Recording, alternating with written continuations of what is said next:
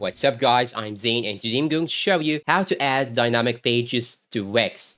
Now first thing you should do is to simply go into your Wix Studio, and now what you should do right now is to simply click on this area right here, then choose the site that you want to make the changes for. After that you'll have to go to this option right here, design site, tap on it, and now because I have a new website I can simply click on pick a template and to choose whatever template I want. So let me choose anything. As you can see, I'm gonna click on this one right here, and now once you choose your template, what you should do right now is to simply click on this option right here, pages and menu, then you should add a new page. So I'm gonna click on add page right here, then it will show you these options. Now you can simply click on dynamic pages down below. After that you will have here some options for projects, portfolio, recipes, and so on. So let me now choose recipes for example. Then after loading for a couple of minutes, it will show you here your template inside the CMS, and what you should do right now is to simply do some edits and do your modifications to these elements right here. You can remove this page and replace it with another one. You can also change the text, the name, and so on. So you can simply delete any element or edit whatever you want. Now I'm gonna click on add item right here, and now what you should do is to simply add your own new item that you want to add. Then after adding the new item you can simply click on save right here.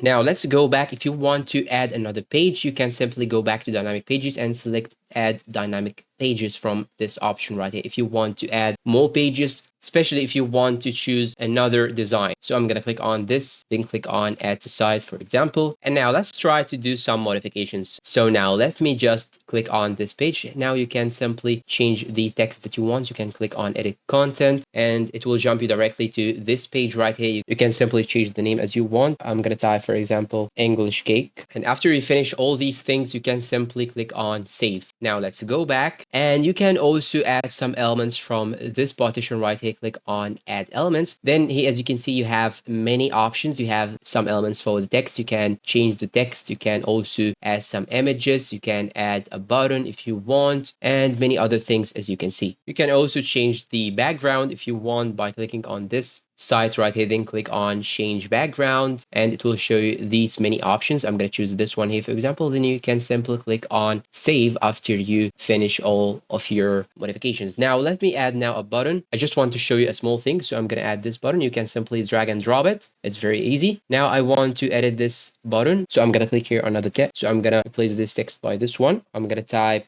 see recipe for example, then I'm gonna click on choose a link in order to add the link of the recipe for example. So you can click on web address and put the URL that you want, or you can simply click on page and choose whatever page in your project that you want to redirect to it. And that is it. This is how you can actually make dynamic pages. And you can also, after finishing, you can click on save right here, but actually it uses always auto saving, and after finishing you can simply click on save. Even if you have the auto save on, try to make sure to save by clicking on this button, and you can simply click on preview in order to see how does it look for the viewers. And that's all for today. If you find this video helpful, please don't forget to like, subscribe, comment, share, and see you in a new video.